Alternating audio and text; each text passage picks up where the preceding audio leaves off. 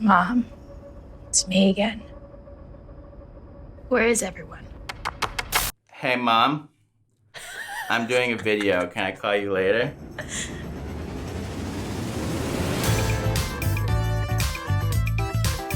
Hi, I'm Dan. And I'm Clara. And today we're discussing the pilot for The Society. So this is going to be called Should You Watch The Society or something to that effect. Why don't we do like a few minutes of spoiler-free of talking about the pilot, and then we'll talk about it in a little more detail. Yeah. So do you think people should watch The Society? Yes. Very good. End of the video. Why do you think that? I think it is surprising from start to finish. Mm-hmm. And in a show that I think could be rather By extremely derivative. Yes.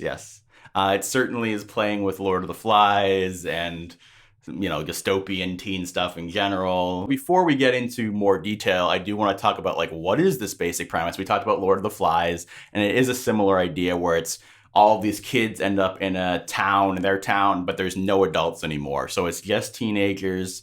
It's interesting. I didn't know from the trailers and stuff that there wouldn't be 10-year-olds and stuff. Yeah, which I same. almost feel kind of bummed about. I mean, now it's hard with young actors, but it would have added an extra layer. It would have, and it would have made things different if there were different ages. Yeah, basically they're in their town with no one there besides their school class. Basically, classes basically 16 to 18. And they can't escape from their town. They're basically surrounded by forest. There's no communication outside of the town, and they're trying to figure out what's going on. And when I watched the trailers for it, I was like, I bet the acting is going to be really bleh. It didn't seem like it had a whole lot going for it. But aside from fun, I like Right. derivative teen stuff. No, but people like it. People keep making it for a reason. Yeah. I think it's flawed, but it definitely got me to want to watch more. And that's because I think the mystery is well done. The tone is well done. And the acting is actually pretty good. I'm shocked at how good the acting is, actually. Yeah, I think they did a good job of making me believe in this world and these people to a certain degree. And I think that the biggest issue, if I was going to talk about one, is that there were maybe just a few too many things at play for a pilot. So we do these videos talking about grading pilots. What's the importance of a pilot, and does it make you want to keep watching, or does it, not really set up the world and the characters in a strong enough way? And I think the problem here is that there's enough that I'm interested in, but there's also too much to really grab onto anything. And I will say at this point, I'm not interested in any one character. Mm-hmm. And that's not because I think that they're weak characters. Yeah. It's just they had to cram so many They're pieces. Going for a really big ensemble cast here, and not really giving us a protagonist to follow or a specific episode problem that needs to be solved kind of thing. It's just kind of here's the premise. Let's live in that for a little bit. Which was kind of also a little cool. Yeah. I mean, I do think that was part of what gave the episode the feeling it did of chaos and uncertainty, which probably helped us get into it. Yeah, I think so. I don't mean to say that I think it was an entirely artfully done, masterful choice. Yeah. But I also don't think it was a terrible thing. Yeah, there was just something, and so it's I believe it was directed by Mark Webb, who has made 500 Days of Summer and the Amazing Spider-Man movies, and there's certainly there's a hand at play here that has a vision and is trying to do something. I did say that my biggest issue was that it almost felt like we were watching a documentary slice of life thing almost, where it's just let's go look at these people. Let's go. And I'll be like, who's that? I don't even we're going. They didn't set things up before things went crazy enough to make me necessarily care as much as I could. And so I was sort of learning things on the fly, which was interesting. And I feel will work more the more we watch. Right. But was tough to get into. Yeah, I mean, it was definitely a creative choice that has pros and cons. Yeah. Well, so what's your number one reason why you want to keep watching? Do you just want to find out what happens? Do you want to know why they're in this weird dimension? Do you want to see like how the society falls apart? I want to see how society falls apart. I love watching societies fall apart. So yeah, I think that's where I'm at too. Where they didn't give us like in-depth looks at all these characters, but they gave us enough to be like, okay, I can see where the pieces will fall. And there was that, without getting into like a ton of detail, because I'm still saying spoiler free here, but there's that part where the younger sister is talking about, was the Poseidon Adventure? Is that what she was talking about? And she was talking about like the metaphorical thing of when things go crazy, what player are you going to end up being? Right. Who are you really going to be? And I think that is what the show is really about at its core. Yeah, and you know what? That's a good point, because I think it also explains somewhat that choice of, we're not actually going to show you what they're like before. Yeah. We're just going to show you what they're like now, because that's who they are now. Yeah. And I mean, I think there's something to be said about like, Lord of the Flies doesn't start with them before they Piggy's backstory. Fucker. And also you were talking about Lost and how like we start immediately with there's a plane crash. We don't see them. we get flashbacks, right? And that almost in some ways would have helped here. But I think the other thing that Lost does, even though Lost is a huge cast and you're like, who's this random bald dude over here? Oh, look, a Southern hick guy is being racist. And we're not really seeing who they really are yet. But the point is we have Jack. We're following Jack. He has a goal. He's doing it. And we're connecting with him so that we have a way into this world. That's such a good show. Yeah. And I think that was kind of what they were missing a little bit, was they were jumping around a little bit too much for the pilot. But why don't we get into spoilers? Because I think we both agree that this is a show worth watching, or at least continuing to watch and see how it goes. Yeah. Yeah. So what do you want to talk about spoilery? Can I say my real, true reason for wanting to continue watching now? Yes. Sucks for you, didn't watch it. Is that there are like weird Hamlet references happening, and I'm really interested in that. Yeah. And I don't know if I did not look up to see whether I'm right about this. Yeah. Maybe I'm just a dumb, probably. Yeah, you're just a dumb.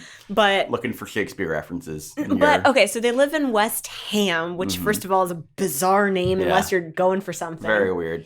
They open with a scene. I did look this up. It's a scene from Rosencrantz and Guildenstern are Dead. That's the play they're doing. Is the play that they're doing.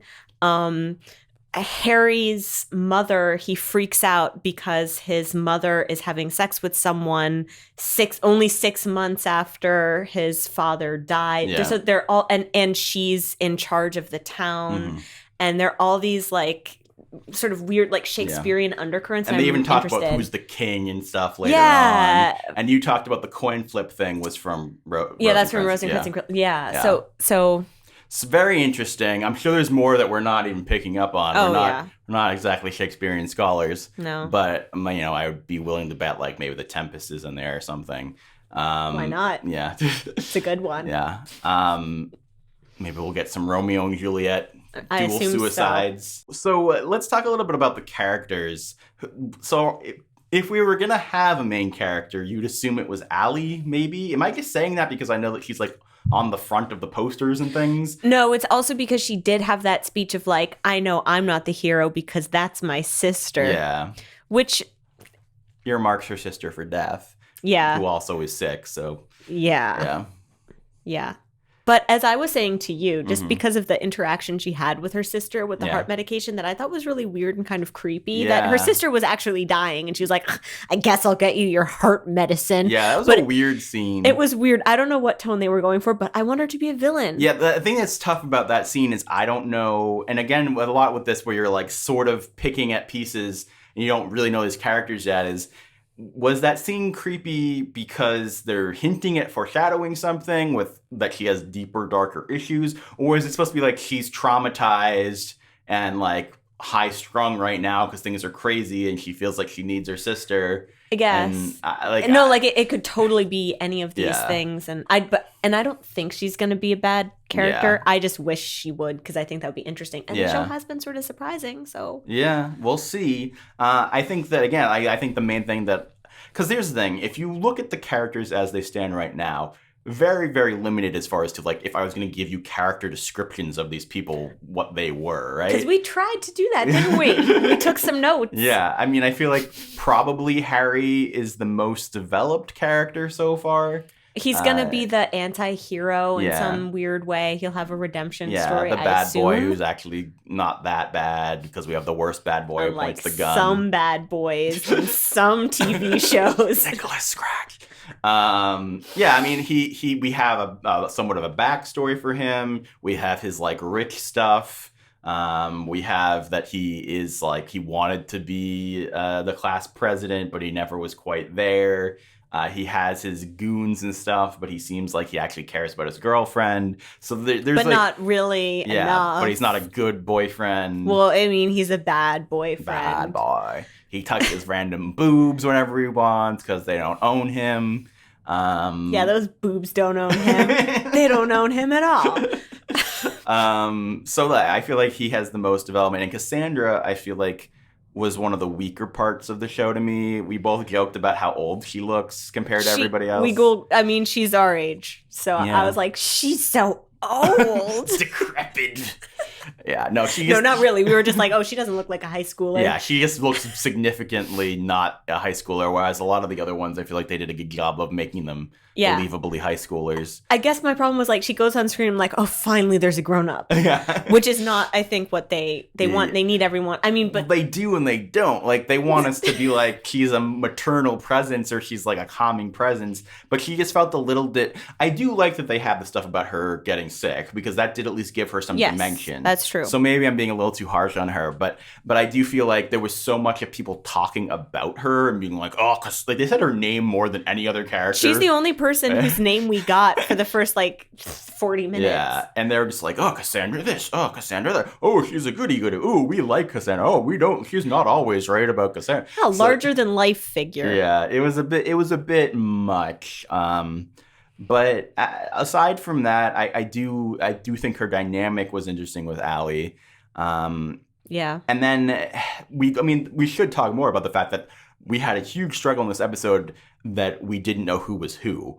And I think that that's worth talking about because in an episode where there's a lot of mythology crazy shit happening, I don't want to also be trying to even remember who's where and what's happening. Like, I mean, like they kept changing their clothes, and so there were so many different like blonde girls who had fairly similar faces, and then they kept on rotating outfits. It was just really hard. It was hard to keep track of. We couldn't, by the end we could, but like the first 20-30 minutes it was really hard knowing who was who. And I feel like part of that's on casting, part of that is you'll get used to it, whatever, it's a new thing, but like also I think it has something to do with the fact that they didn't stay in moments for very long. I was hopping around so quickly that I didn't get to like know people's faces. And that's a real weakness that they had, was it seemed like people made decisions really quickly, and okay, they're teens, but sometimes it made no sense. Like, why were Harry and Kelly in the town office space? Yeah. So obviously he wanted to see his mom for something. But why? But we don't know why, and I feel like we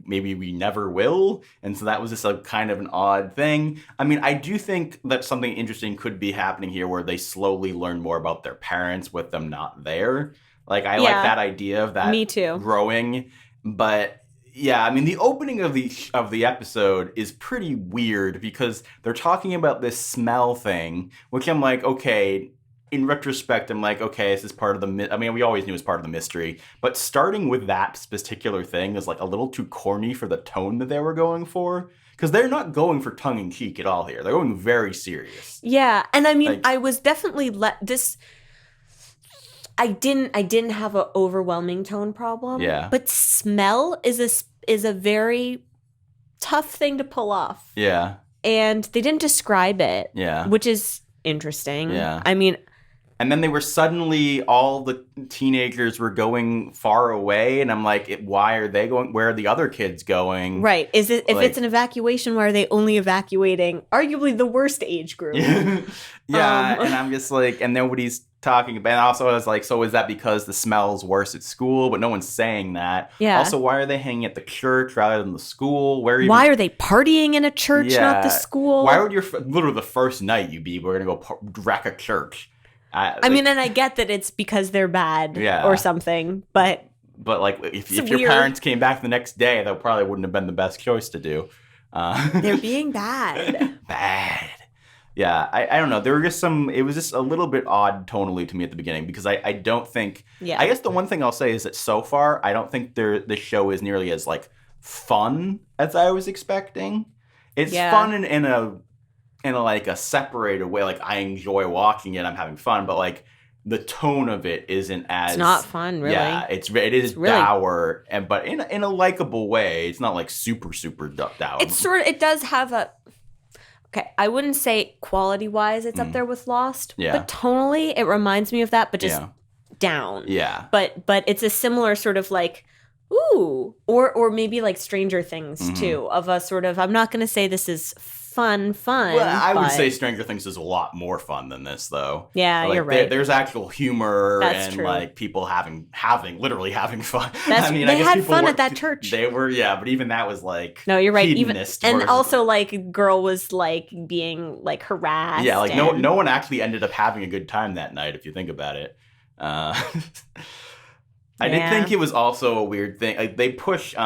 It's interesting because, like on a network show, not Netflix, I could understand like pushing relationship stuff really hard in the pilot so that you like get viewers in that are watching for that. But I felt like they pushed that a little hard for a Bing show, right? Where they were immediately had Allie kiss Will. And that like came, I was like, oh, I didn't know this was happening this quickly. But so this also is a sort of, maybe at the potential for her to have a villain plot. Yeah. Because she's not going to get what she wants. Yeah. Because Will likes Kelly. Yeah. And she's always feeling overshadowed. And I mean, that could push her to be good, but yeah, that would be so cool. Yeah, it could be interesting. It definitely could be interesting. And I do like that they're talking about the poverty, the wealth gap stuff is going on there. I think that they went to the level of the guy with the gun so quickly. I actually liked. I really liked that. Yeah. That felt, I'm just going to bring in all the shows, but that felt sort of like Game of Thrones of a sort of a very quick decision of like, we're not fucking around here. Well, and I liked how seriously people took it. Because it would be fucking scary. Because they took it as though they were teens that had know about school shooters as opposed to people on a television show. Right. Right? So, like, I did appreciate that. It's also, I mean, I should mention, because a lot of what I do on this channel is talk about The 100, which is another, like, Lord of the Flies-esque show, so I'm already seeing some of the archetypes that are very similar as far as we have the like super bad boy and then the less bad boy who will become the good boy and all that stuff. We have like the leader girl and the people who actually know about technology and all that stuff. We got the kid who's going to try to learn how to be a doctor. And then we should talk about Grizz. We haven't talked about Grizz.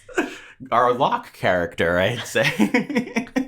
So Grizz is a great example of the show because he looks so dopey. His name is fucking Grizz, but they made me like him so much in a very short period of time. Because you know what? He's the most well-developed character. Yeah. They go like, can we really hike through the woods? He's like, yeah, no problem. Yeah. And you can see on his face, he's like, I don't fucking know. What do you want me to do about it? And like the girl is lying there dying. Yeah. He's like, we can't fucking do anything. I think they did a really good job of making him incredibly capable, but also knowing his limits. Which is so good. And the fact that he knew his limits made him seem more capable. He's so capable. Yeah. And I think that was actually really interesting. He was the right balance, I would say, of like fun, heightened character with like the way he portrayed it was down to earth and like centered.